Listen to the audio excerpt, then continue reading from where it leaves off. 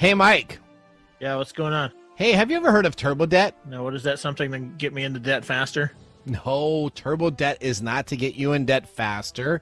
It's to help you get out of debt. Do you have over $10,000 in credit card, personal loans, medical, or payday loans? Of course I have debt. That's the American way. Au contraire, mon frere.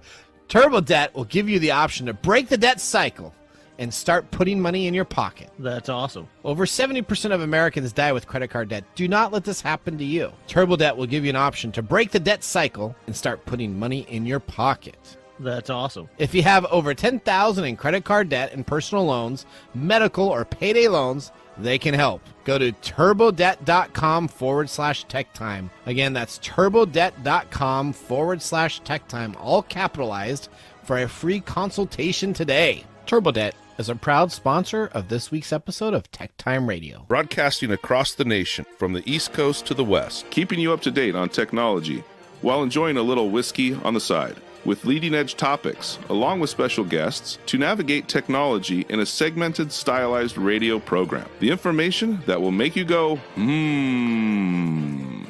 Pull up a seat, raise a glass with our hosts as we spend the next hour talking about technology for the common person. Welcome to TechTime Radio with Nathan Mumm. Welcome to TechTime Radio with Nathan Mumm, the show that makes you go, technology news of the week. The show is for everyday people talking about technology, broadcasting across the nation with insightful segments on subjects weeks ahead of mainstream media. We welcome our radio audience of 35 million listeners to an hour of insightful technology news. Each week our show covers the weekly top technology subjects without any agenda.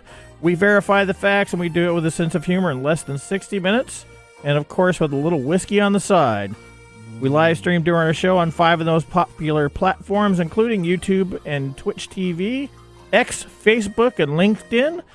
We encourage you to visit us online at techtimeradio.com and become a Patreon supporter at patreon.com/techtimeradio.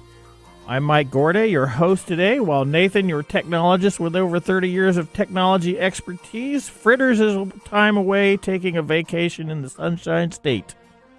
My co-host today is Mark Gregoire. Hello. Hi. Our resident whiskey expert is joining us today in the mic seat. Since neither he nor I need to geek out, we won't be keeping Nathan in check. Nathan in check. I like it. Nice. Is that even possible? I don't think so. Right. But, you know, we say it, he says it, and we try to do it. Mark here is a senior executive with a 35-year record of establishing, implementing, and refining cutting-edge solutions to address business needs and optimize opportunities in the print business. And he is our skilled whiskey drinker and is our go-to pick-of-the-day expert. We are all friends from different backgrounds, but bring the best technology new show possible every week for our family, friends, and fans to enjoy. All right. Welcome, everybody. Let's start the show. Now on today's show. Today on Tech Time, we're going to be talking about how AI is back and cannot be awarded copyrights. We're also going to be talking about Google AI as it continues to give ridiculous and wrong answers to testers, and scientists that create a famous song from human brainwaves. Any guess what that might be? No, not at this point. No? Okay, we'll find out. Also, Elon is back, and he continues to confound everyone with his decisions about his X platform, which we will discuss in our technology fail of the week. Also, Gwen Way will join us later to discuss Google Chrome's upcoming Malware Detector in Protect Yourself Today. Can't wait for that. Yeah. Along with our standard features, of course, we'll have my mesmerizing moment, which I hope will be mesmerizing. And always, we will have our pick of the day whiskey tastings during the commercials to see which of our selected whiskey gets a 0, 1, or 2 thumbs up at the end of the show. So sit back, raise a glass, and welcome to Tech Time with Not Nathan Mumm. Now it's time for our latest headlines in the world of technology. Here are our top technology stories of the week. Well, we're going to lead off today with a computer scientist who is frustrated because his AI cannot get a copyright for its art pieces. Wah. Stephen Thaler, a computer scientist, is not happy at all because the AI system he created, Dabus, generated a piece of art that was denied a copyright and was then told later by a U.S. District Court judge that would not change. U.S. law states that only human authors can receive copyrights, not an AI system that generates something without human input. Now, this has been a standing rule for copyrights worldwide. Why did he think it was going to be any different? Well, we'll see. He talks a little bit about it. Dabus, which stands for Device for the Autonomous Bootstrapping of Unified Sentience. There you go. That's probably it right there. Allegedly created a piece of artwork called A Recent Entrance to Paradise, completely independent of human input, which Thaler then tried to get copyrighted and was summarily rejected. Of course. He then took it to federal court, arguing that human authorship is not a concrete legal requirement, and allowing AI copyrights would be in line with the copyright's purpose as outlined in the U.S. Constitution to promote the progress of science and useful art. So there you go. That's his reasoning. Yeah, and he was wrong. And this was not the first time that Thaler has been stymied by legal precedents. Of course not. He has tried to get patents not only in the U.S., but also in the U.K., Australia, Saudi Arabia, and South Africa, all with limited successes, and he is just not happy.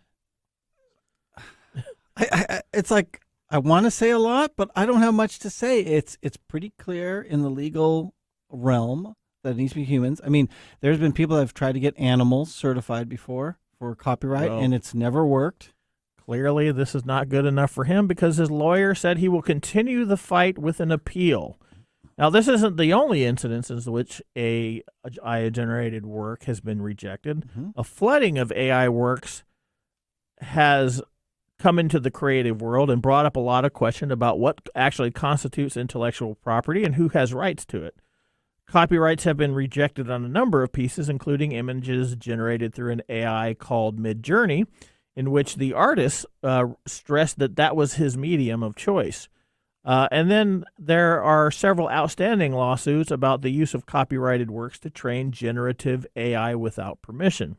Right. So this is just a whole new horizon of stuff that we're looking forward to. Right. So I got a question for you, Mike, Mm-hmm. because this is a non-technology question that I'm very curious on. So the law is pretty simple to get a copyright. There's basically two main requirements. Mm-hmm. Number one, you need to be human, and Okay. number two, it needs to be original. Mm-hmm.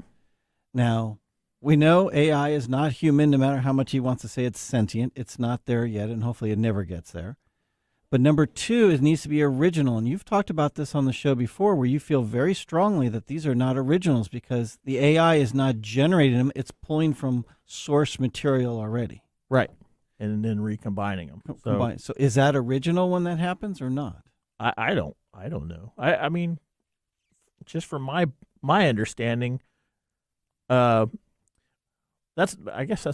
sort of a difficult question to ask because a lot of human development is mimicry. Mm-hmm. So how do you define an original piece? That's a question we'll have to answer. I should have saved that for your memory. You might have wanted to save that. Anyway, it looks like these issues are going to be cropping up all over the place, and people like Thaler will continue the fight to change the law.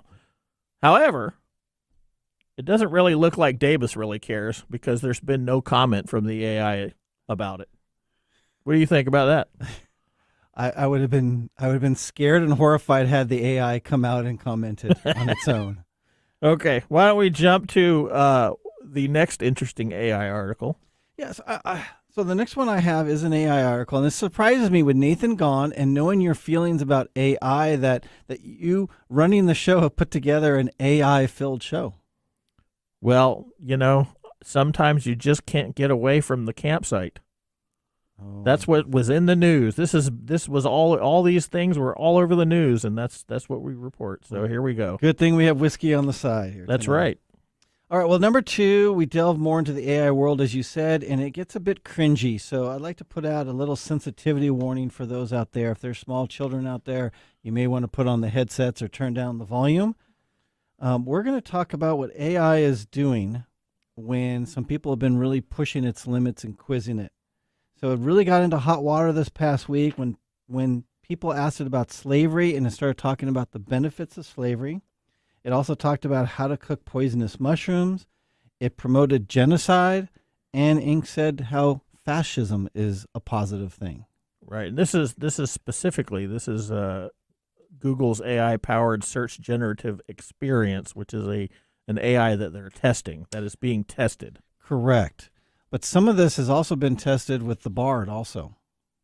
So some of people saw the results of this and went to Bard and actually did some of the same testing and got some of the same results. So it's kind of consistent across the AI, at least in these early generations. Now, let's talk about the mushroom. I don't know if you're... we all like mushrooms. Angel of Death mushroom. I cannot pronounce the Latin name. I'm not even going to try. Amanita ocreata. Thank you so much. That's why you're here. So that's highly toxic, but AI was willing to give cooking advice and said, hey, if you soak it in water, it's going to leach out all the toxins, which is inaccurate. Yes. How about that? Yep. And then it talked about the benefits of slavery, citing economic values, development of specialized trades, benevolent, paternalistic institution with social and economic benefits. I've talked about this before. The problem with these systems is they are amoral. They don't have a moral compass. They are relying on programmers to give them the moral compass. So when they're looking for things, they're not going to have any discrimination between a connotation of a word and how those words create an idea that may be offensive. Right. But these go beyond maybe offensive, at least in our society. And this is where we almost need to take that huge pause when it comes to AI, because like we talked about in the last article, AI is not, as you said, it is amoral, but it's also not generating its own ideas. It's pulling from source material. So right. These programmers of the source material it's pulling from the stock and the sources, it's horrendous. Yeah. I get in trouble for being kind of a Debbie Downer about this stuff, but this is kind of a scary thing when you look at all the ways this is infiltrating our social schemas. Mm-hmm. So yeah, we have a tech term for this. What's that? Crap in, crap out. Oh, okay. So what we're doing is we're promoting a lot of flaws and bias that AI is now regenerating out there. I mean, and then you even take that look on the other side, and there are search terms that produce zero results, such as about abortion, which we know is a hot topic right now, and Trump indictment.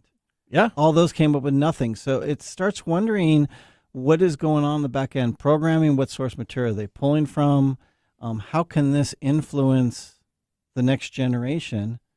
One of my key issues with this is you have somebody who's programming these algorithms. Correct. And they are coming at it from a mathematical kind of mindset. They're not coming at it from a human perspective. So, for one, I don't care how many people out there understand human behavior. We don't really understand it enough because it's too complex for everybody to understand all the permutations of what a human is capable of doing, when, where, and how. Mm-hmm. You know, we can look at episodes and understand what's going on, but the complication comes in a space of time, because in a very small amount of time, you can go through several emotional changes based on all the input that's coming into your brain that can't be measured. So I'm going to add on to that, Mike, that sometimes I think we give the mathematicians, the engineers, the developers, the software writers too much of a pass. We have seen time and again a lot of these advanced technologies with biasness, racism, etc., that is built into it because it's coming from humans. And yes, they may be technical people, but technical people have those biases too. Yeah, everybody does. It doesn't matter what subject we're talking about. We as human beings are biased, and we're always going to be biased. And there's no amount of self-work that's going to take those biases away. At its very simplest terms, if I don't like broccoli, there's nothing that you can ever do to make me like broccoli. By the way, I love broccoli, so don't. Anyway, so how did they figure this out? What was going on here? Well, it was by Lily Ray. She is the head of organic research and senior director of the search engine optimizations for Amsiv Digital, and she's the one that was testing it and came to light. They've actually patched it since, but once again, let's just stretch a patch.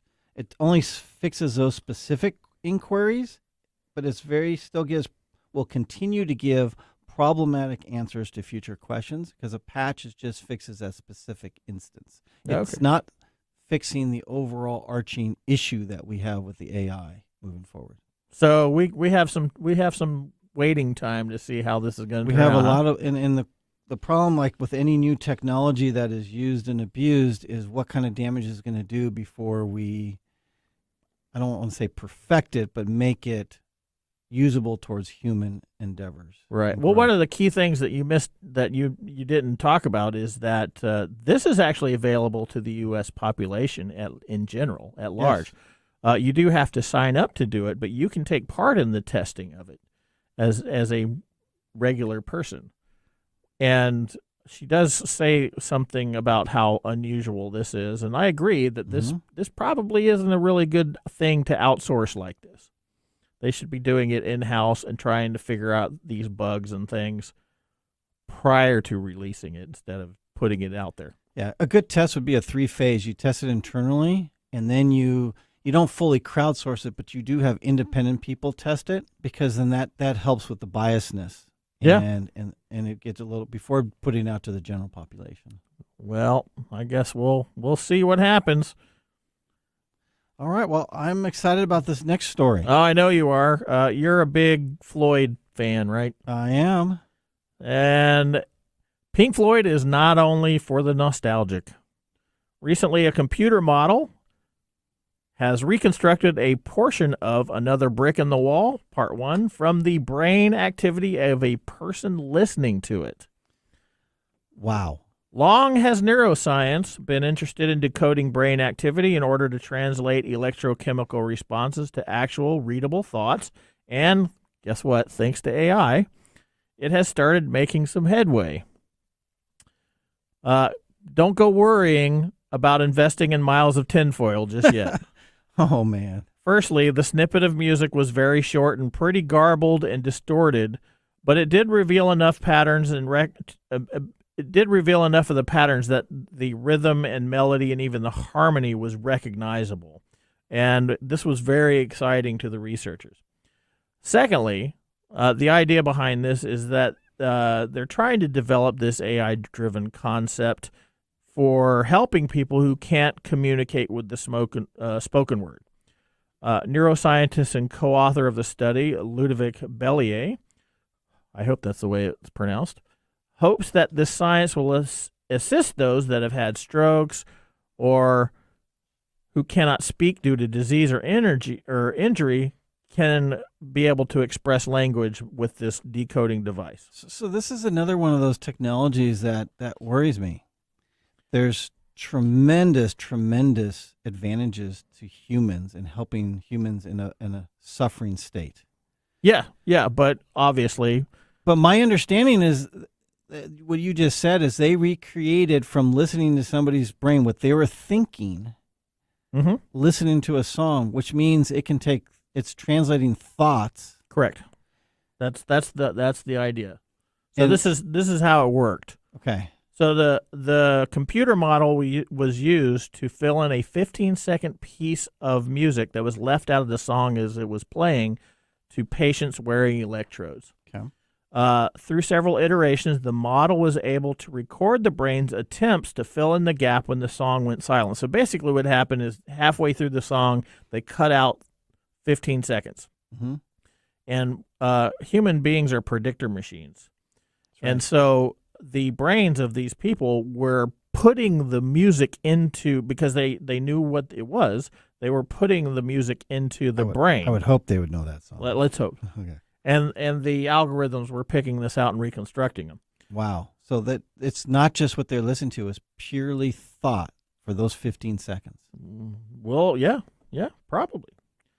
In addition to that, the model also helped map areas of the brain used in music perception, finding that while both hemispheres of the brain are involved, the right hemisphere was more engaged than the left. It helped them find out that when it comes to rhythm, the superior temporal gyrus, which is located in the temporal lobes, these are actual brain parts of the brain, are heavily involved in rhythm activity. Now, this information is hoped to help understand how to translate language into its more musical elements. Elements such as rhythm, pitch, and sound texture, which is called prosody, carry a great deal of meaning that simple words do not. Of course, the researchers chose the Pink Floyd song because of its various sung and instrumental pieces, but also because, in reality, they just liked it. Yeah, so once again, a technology that can have great benefits and a technology that could be very dangerous of reading people's thoughts. Yeah, that's one of our biggest problems. I think Oppenheimer was thinking that. If you haven't seen that movie, that's a good way to refresh it. That's next on the list. I watched the Barbie movie first, and then Oppenheimer's next. All right. Well, that ends our top technology stories of the week. Next up, we're going to invite our expert Gwen Way on to talk about Google Chrome's new malware detector in Protect Yourself Today. You're listening to Tech Time with Nathan Mumm. I'm Mike Gorday, and we will be back after this commercial break and whiskey tasting. Hello, listeners. We're excited here at TechTime Radio, aren't we, Mike? Oh, no. We have an announcement to make. We are so excited to be a part of the new launch of iTalk Radio Live, the internet 24/7 streaming service. You will still be able to listen to us live here at Kixie 880 and KKNW and all of our affiliate stations, but you'll be able to listen to us at 8 a.m. Monday, Tuesday, Wednesday, Thursday, and Friday now. We look forward to this new opportunity to provide you TechTime Radio every weekday. And again, you can always catch us online at techtimeradio.com.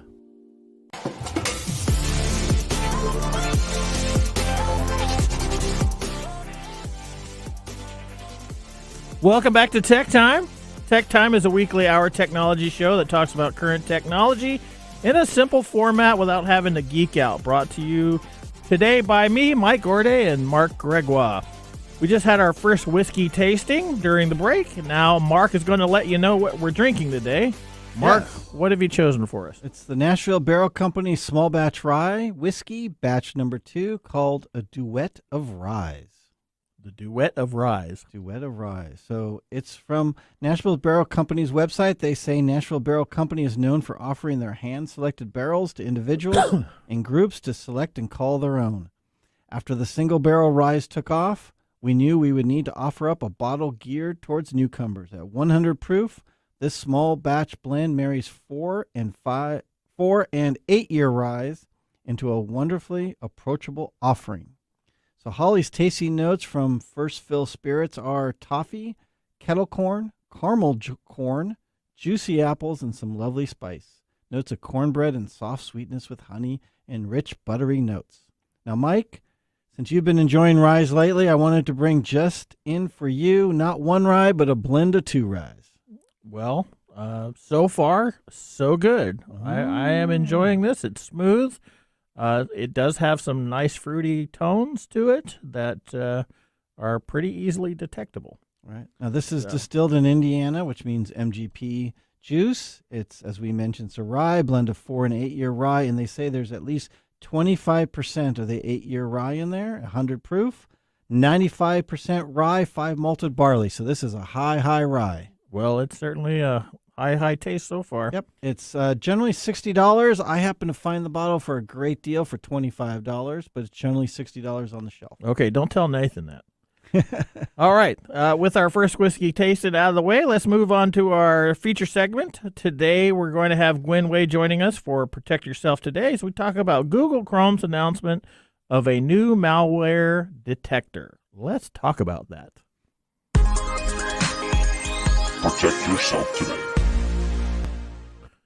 Well, hi, Gwen. How are you doing today? Doing well. Well, thank you for coming on today to help us out with this little tidbit. It's kind of an exciting thing, and I love that I actually get to come on and talk about something other than gadgets and gears as much as I love gadgets. Okay, well, why don't you tell us why that is? What do you do for a living that's going to help us out today? I actually work in cybersecurity. I work for a small company that provides cybersecurity protection. It's called MDR, Managed Detection and Response, for small to medium businesses. All right. So the thing we ran into, the article we ran into last night that brought this on was that Google has announced that they are testing a new Chrome feature that will alert users when an installed extension has been removed from the Chrome Web Store. Can you tell me what that means? Well, I think we're all pretty familiar with what extensions are. For listeners who are not, you've got ad blockers, you've got pop-up blockers, you've got my personal favorite that used to replace a picture of a certain former president with pictures of cats. Okay. All kinds of fun things that you can do. So what Chrome has done in the past is if it finds out that one of these extensions is problematic, is carrying malware, is just broken, they'll remove it from the store. But unless you actually go check the store, see what's been removed, and manually remove it from Chrome yourself, there was no real way to get rid of anything that was bad. So this is going to take it one step further and then alert you as the user that this particular extension is broken. Exactly. So Google will actually reach out and say, hey, we noticed that you have this extension loaded. We've removed it from the store because it is malware. Okay. Well, now everybody knows I'm not a huge techie. My expertise lies in more organic realm, but since I've been hanging out with all you tech nerds, I've learned. Thank you. I've learned at least one lesson, and that lesson is don't trust cyber protection items that has been advertised to me. That is fair. I that mean, is entirely fair. Nathan used to call me out all the time because I would have certain things on my machine. He'd be like, "Don't use that. Are you still using that? Don't use that." So the question, McAfee. Yeah, never McAfee, but I had other things. The question is though, is this going to work? I believe so, at least for the time being, until the bad actors figure out ways to disguise malware a little bit better. Okay, this is good. Oh, go ahead. No, go ahead. Okay. What this is going to do is actually provide you with background information. So it will tell you what extension you need to remove and why. The action is still kind of up to you, but it gives you a little bit more information so that you can make your decision. Okay, so I mean, everybody and their mom is trying to get around to everything out there in Cyberland. Oh yeah, and we also have an article that we didn't share on the news today about how someone actually used GPT to create a malware that was undetectable. Exactly. Is this already a problem? Oh, most definitely. Your concerns about AI during the first section were spot on. AI is a tool. It can be used for good. It can be used for bad. It's neutral in and of itself. But at this point, the bad actors have been using it more than the good actors, if you will. So we're in a race right now to get caught up to where they already are. There's been several people who have been able to create malware in GPT. And the biggest problem is that it just kind of makes it available to the lowest common denominator. So you're looking a lot of kind of a return to the 80s, a lot of teens that are just in their mother's basements bored. So, hey, let's break some stuff and make some money while we're doing it. And then you get Chat GPT in there to help them. All right. Well, we all know that Chrome is one of the most popular web browsers out there.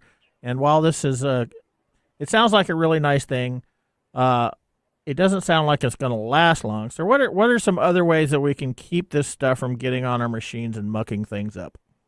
Well, obviously, do your research. If you hear about a new add-on or a new program that just sounds too good to be true, it probably is. Go out, check some of the resources that are available on the website. Check some resources that maybe you have through your businesses or your companies that you work for. There's a lot of information out there if you know where to look. One of my favorite websites is bleepingcomputer.com. I'm just going to throw that out there as a resource. If you think that something is problematic, go search there and see if it pops up as, something that has been a vehicle for malware, or if it's just fine.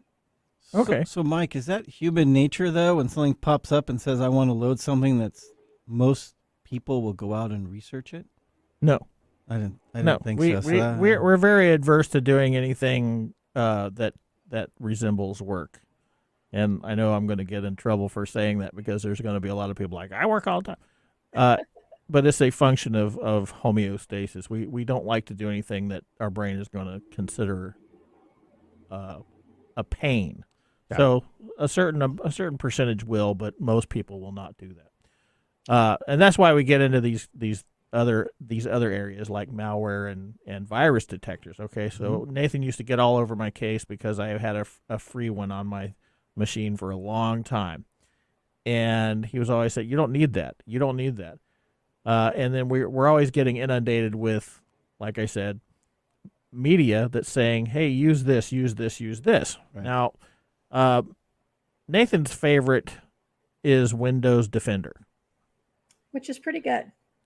And why is that? I know what Nathan would say, but why would you say that? Well, I'm not going to say it just because it's Microsoft, because that's obviously not a good reason. But Defender itself is actually a fairly strong program. It is what is called a next generation antivirus, where it's not looking for specific signatures, so you don't need to update it as frequently as the old, Norton or previously mentioned McAfee. It's actually looking for behaviors. So what it's going to do is it's going to see this new file that it's never seen before that is trying to encrypt one of your personal files and say, I don't think I'm going to allow that, and stop it. And then notify you, hey, there's a problem. Okay. All right. So we have this already built into Windows. Yep. I don't know what Apple uses because I'm not an Apple user. And then we have this Chrome extension. What about VPNs? That's one I hear a lot about a lot. And I use a VPN that some people think is the best VPN, and Nathan uses a VPN that he thinks is the best VPN. What about VPNs? Tell us what a VPN is and if or why I should have one. Sure. VPN is a virtual public network, and basically what it does is it disguises your external IP address. That means you can be sitting there playing Sea of Thieves, getting into it, attacking everything as a pirate, and anybody who's looking at your information on the net sees that you are actually in the Bahamas right now. Or I kind of wish I was. I mean, who doesn't? But it changes where you are coming from. So it becomes more difficult for bad actors, governments, either ours or others, or just random things like search engines to figure out where you're coming from. So is that something that I should have, like a regular Joe Schmo with my internet? Is that something that I should have? I'm at my home.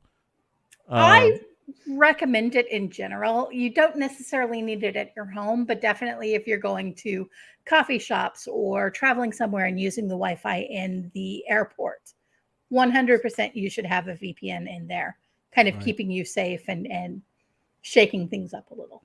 So you bring up a good point there, Mike, because a lot of people look at VPNs like cryptocurrency. We always thought cryptocurrency couldn't be traced. It's untraceable. And now we're doing it all the time. And you can easily trace it. Same thing with VPNs. People think, hey, if I'm running a VPN, nobody's going to know what I'm doing, can never figure it out. And that's not true. That's not true. Yeah. It definitely can misdirect and is going to protect you from kind of the protect you from being low-hanging fruit. Let's put it that way. Right. You're going to be more difficult to get a hold of. So we're Obviously- talking about just various levels of protection Correct. based on whatever it is we're doing. Right. Exactly. And why she recommended when you go outside your house is because what it really helps against is if, let's say you go to Starbucks and somebody there is spoofing their Wi-Fi and you join the fake Wi-Fi. Well, being on a VPN is encrypting your data so they can't just grab your passwords and logins right off. Which is a fairly common thing. Another thing that has popped up recently in cybersecurity is the pass the cookie malware, which basically websites all have cookies that record some of your data so that when you go back to that website, you're still logged in. It knows what is in your cart. It recognizes where you were reading and what kind of things you enjoy reading. And if you get into one of the fake networks that Mark was just talking about, there are pieces of malware that can actually steal those cookies as you're passing them to the website, at which point suddenly they've got your login credentials. They know what you're interested in. In some cases, depending on what you're logging into, they could have all of your bank account information. So it's good to have that kind of added protection, especially when you're outside the house. All right. Now, if you're in the house, unless you're a Nathan, you really don't need a VPN. No. Because if you're doing torrent, illegally downloading stuff, you're using a VPN, you should jumping never- through multiple servers with other tools. Never. Okay, well, what is a good VPN thing for us? What's a good one? There are quite a few out there that are good. I personally use Surfshark and have had excellent results. I also, on my phone, I've got Google Fi. So I've got the Google VPN set up there, and it has kept me protected as I travel around. Okay. NordVPN is also another decent one, although it's recording some more data than some of the others. And I know you use Viper, which is, of course, Nick Espinosa's favorite. Yes, friend of the Viper. I did it solely on the cool name. Of course. All right. Well, that's all we have time for today. Thank you, Gwen, for coming on and sharing your expertise with us today. Appreciate Not a it. problem. It was great to be here. All right. Well, you have a nice day. Okay. Well, that's going to end our Protect Yourself Today segment. Up next, we're going to have This Week in Technology. So now would be a great time to enjoy a little whiskey on the side, as we will be doing during the break. You're listening to TechTime Radio. See you in a few minutes. This is Mark. And Greg. For Copiers Northwest. With a terrific offer called Printer Care Plus. It's simple. Buy HP printer cartridges from Copiers Northwest and we'll service your current printers for free. That sounds too good to be true. It's made possible due to our HP Copiers Northwest relationship. Copiers Northwest is an HP Platinum partner. One of only 2 in the entire Northwest. And now with Printer Care Plus, Copiers Northwest will provide free printer service. As long as they purchase genuine HP cartridges from Copiers Northwest. That's right. IT departments no longer have to service printers. Or fix paper jams with Printer Care Plus. They can focus on more strategic initiatives. And let our experienced technicians keep their HP printers up and running. Sounds like a love-love relationship for IT departments. Don't get too carried away. So how do they get more details on Printer Care Plus? Call Copiers Northwest today, 206-282-1200, or visit copiersnw.com. Copiers Northwest. New ideas, new solutions.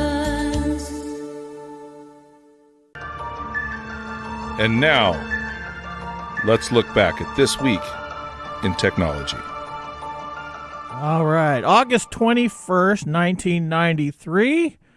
I hear that's a good year. It's an excellent year for getting married. For getting married? Okay. In 1993, on August the 21st, the Mars Observer is lost.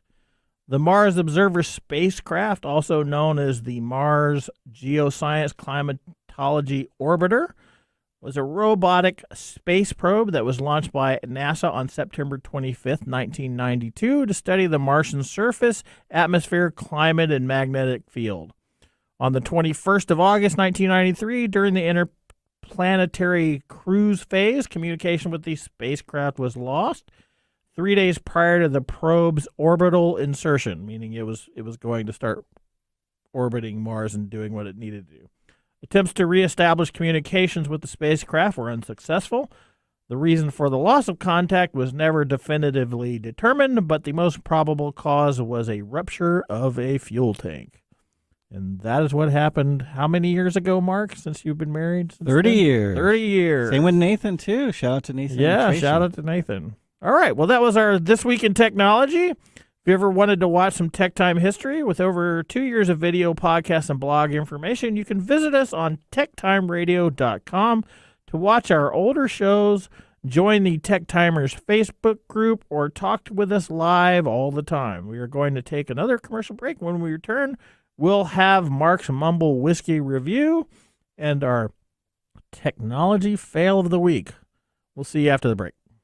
Hello, my name is Arthur, and my life's work is connecting people with coffee. Story Coffee is a small batch specialty coffee company that uses technology to connect people to each product resource, which allows farmers to unlock their economic freedom. Try our Medium Roast Founder Series coffee, which is an exotic bourbon variety that is smooth, fresh, and elegant at storycoffee.com. That's STORI coffee.com. Today you can get your first bag free when you subscribe at storycoffee.com with code TechTime. That's STORI coffee.com.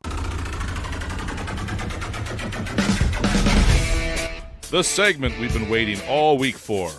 Mark's Whiskey Mumble.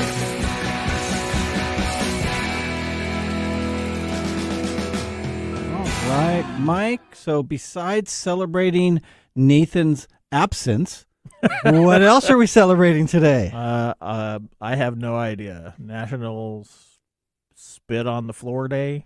No. That's disgusting, Mike. It is National Pecan Torte Day, which is celebrated. Okay, that's a whole lot of different than spit. That is. It's as delicious as it sounds. It's a holiday on which we enjoy that wonderful dessert and its richness of its history. Did you know that the pecan is the only major tree nut indigenous to the North America? Yes, I'm from the South, and we call it pecans. And we had pecan trees all throughout where I lived, and we would get fresh pecans every year. All right. Well, with that duet of words, pecan, how I say it, and pecan, how you say it, we now change over to a duet of rye that we are drinking today. All right. Tell us again what this is. This is that we are celebrating today Nashville Barrel Company Small Batch Rye Whiskey Batch 2, a duet of rye. That is a mouthful, too. Yes, it is a mouthful. So now in 2018, there were 3 guys who saw where the marketing was headed. Not enough bourbon supply, driving demand through the roof and creating impossible allocations and making it difficult to find good whiskey. One of their favorite pastimes was traveling all over the country and picking single barrels with friends. But the memory was vanishing quickly. Now, I almost prefer that over doing a radio show, taking you and Nathan and going around the country tasting barrels of whiskey. That sounds like a better friend thing to do. But of course, I'd rather do that, yeah. We're here today. They decided to do this and also select, besides their single barrels, they wanted to do it on a larger scale, so they brought the first batch of bourbon in 2018. The hype began, and everybody's been falling in love with it. So in 2020, they released their first single barrel rye, and now they work with individual and groups to do their own blends and single barrels. All right. Well, what do you think? What do you think about okay, this? So for this batch 2 blend, they took 2 runs of Indiana rye that they felt would complement each other to make the perfect duet. I feel they definitely succeeded. It has a light vanilla, a touch of oak, some minty rye spice, and a bright fruity roundness. Now, with less than 15,000 bottles for this blend, if you see one at a reasonable cost, it would be prudent to grab it. I look forward to future NBC releases. Hopefully, they won't have outlandish prices like all the whiskey's been going lately. Okay, well, I'm certainly enjoying this one. So, thank you, Mark, for that mumble as always. I'm going to use Nathan's line here, and whiskey and technology, what a great pairing, just like coffee and donuts. I'll do the mic thing. Yeah. Okay, all right, let's get ready for a technology fail of the week brought to you by Elite Executive Services, technology experts to help you out of a technology fail. We are out of time. Congratulations, you're a failure. Oh, I failed, did I? Yes. Did I? Yes. Did I? Yes. All right, today, this week's technology fail of the week is going to be Elon Musk. He has appeared again for the continued strangest regarding the platform formerly known as Twitter. X. Seems like with Nathan gone, we are just picking that low-hanging fruit. Maybe. I don't know. Today we're going to bring you two stories that appeared in the BBC News this week. The first is that good old Musk has directed that the blocking feature of the social media platform is to be removed. In the Twitter days, this feature allowed users to block content they felt was offensive or disturbing, and it would keep that creator's post from appearing on your news feed, and vice versa. None of your posts would find their way onto the blocked party's feed, and also there could be no direct contact between the two parties, nor could their contact be. I see you want to jump in here. Go ahead. Why? That doesn't make any sense. Aren't they worried about more people coming for X saying like, "Oh, I'm being harassed"? Well, Musk reports that the feature makes no sense to him, so has directed that feature be removed. Blocking, which is now going to be called muting, I think that's kind of the impression they got. Though. Well, if it just silences their tweets, what do you? Well, hang on. I'm gonna tell you what People this is are in all uproar about this. Yeah. So basically, what they're calling this is muting, and it will allow users to keep each other from directly messaging each other, but their post will still go back and forth. Now, of course, as you are, sitting over there, steam coming out of your ears, concerns are that doing this will make it easier for toxicity, harassment, and stalking behaviors to increase and may even violate the terms of use on Apple and Google Play stores. And from a human behavior standpoint, social media is set up to encourage negative behavior. It's not set up to encourage good behavior. It's encouraging negative behavior. So a big name came out today that spoke out against this change. Who is that? And he is even a supporter of Elon Musk. Who is that? James Wood. James Wood, huh? Yep, the actor. He came out and said, "Hey, the ability block users. I'm going to leave Twitter." And Elon Musk, I don't know, X back. I don't know what you say nowadays, but he said, "Fine, leave." Yeah, well, that doesn't make any sense because there's a lot of profiles that are high personalities per se, and they deal with stalkers, they deal with harassment, they deal with bullies. Wouldn't you want to keep it a safe platform? That's what he came out saying. He had a libel suit. I'm just the messenger. Don't shoot the messenger. No, I know, but that's just so dumb. Right. So Odie, James Wood had a libel suit against him, and who he was suing, that person hired 30 people to harass him on Twitter. See, remember, this is technology fail of the week, right? And he was able to mute him, and now a lot of people are saying, and not just men, but more specifically, a lot of women have come out and said this is a horrible, horrible change. That's exactly what I'm thinking. Exactly. That this is causing problems all across the board. There are people who are supporting him, including the former founder Jack Dorsey, who posted 100% mute only. Oh well, this is what he's doing. This is his game, and this is what he's playing. Now, our second story is again about X, and it is about a post which denied the Holocaust and was removed only after being criticized by the Auschwitz Museum. Initially, this post, after the museum called them out on their own policy, which states that Holocaust deniers are not allowed to post. The response was that the post broke no rules. The museum then protested again, and this time the event was escalated, and only then was the post removed. And that's why this is the fail of the week. Way to go, X. I don't know what's going on with Elon. Well, I don't know if he's really trying to run this into the ground or what. No, I don't think he's trying to run into the ground. He's trying to morph this into his image of how he feels in his world. So this ties back to our early conversation of AI. So AI is pulling from source material, and he is now trying to generate more of this evil source material. Well, that's possible. As somebody who studies human behavior, there's a lot of stuff that could be going on there that is driving this behavior, and it could be more than economically, which it probably is, motivated. It's a new philosophy of X. All right. We're going to go out for our last commercial break. When we return, we will have my mesmerizing moment brought to us by Story Coffee. Sit back, raise a glass. You're listening to TechTime Radio. How to See a Man About a Dog. It combines darkly comic short stories, powerful poems, and pulp fiction prose to create a heartbreaking and hilarious journey readers will not soon forget. Read How to See a Man About a Dog, Collected Writings, for free with Kindle Unlimited. Ebook available on Kindle, print copies available on Amazon The Bookpository, and more. This is Mike's Mesmerizing Moment, presented by Story Coffee. Visit storycoffee.com. Welcome back, everybody. Mike, I have something for you.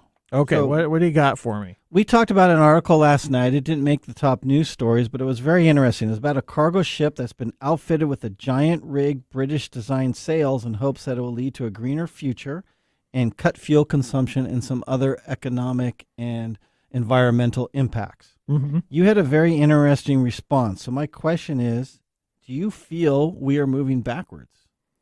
Well, the thing with the article was the irony, right? So this British company outrigged this huge ship with sails to take advantage of wind to get their ship across the ocean. So I found that to be interesting because that's the problem with technology. The technology pace outraces us.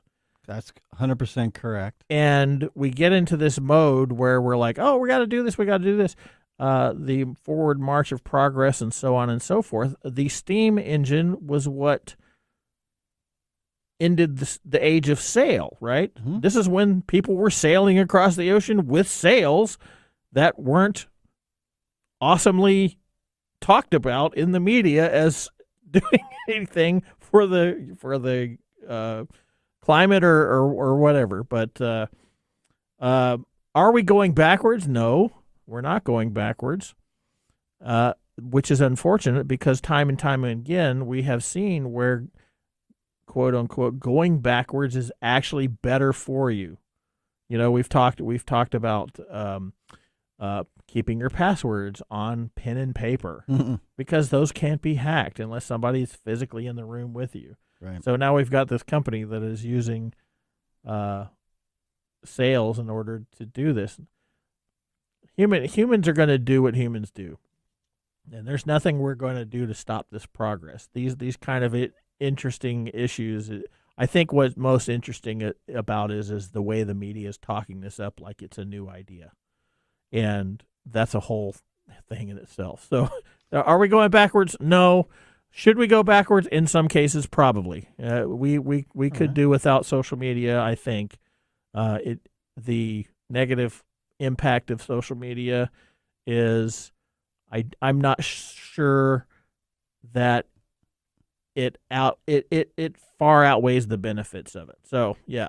All right. That's my I don't know if you were mesmerized by that, but that was my opinion. I appreciate it, Mike, for that moment. I would love to do a show just talking about the Industrial Revolution. Was that a technology advancement or a backward step for mankind? I think it depends on how you look at it, whether socially or economically. I mean, socially, you can say that the Industrial Revolution destroyed the family unit. Yeah. Anyway, that's all we have today. We are out of time. I want to thank our listeners for joining the program. Remember to venture over to techtimeradio.com and click on our deal of the week. Or if you want to ask us something, click on Be a Caller. And our TalkBack recording system will set us up with something we can talk about on the radio. You can always stay connected by signing up for our newsletter to stay up to date on technology. From all of us here at Tech Time. Thumbs up or thumbs down? Oh, we didn't even talk. How about that? I was so involved, I forgot about the pick of the day. Wow. Thumbs up. All right, thumbs up. And two thumbs up for Nashville Barrel Company Small Batch Rye Whiskey Batch 2 at Duet of Rise. Yeah, there was no music. I got messed up. All right. So that's all we got for today. Great whiskey, great show. Bye-bye.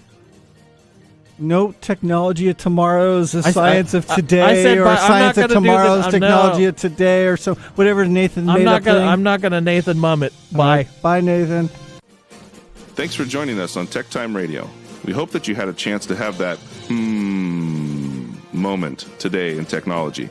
The fun doesn't stop there. We recommend that you go to techtimeradio.com and join our fan list for the most important aspect of staying connected and winning some really great monthly prizes. We also have a few other ways to stay connected, including subscribing to our podcast on any podcast service, from Apple to Google and everything in between. We're also on YouTube, so check us out on youtube.com/techtimeradio, all one word. We hope you enjoyed the show as much as we did making it for you. From all of us at TechTime Radio, remember, Mumm's the word. Have a safe and fantastic week.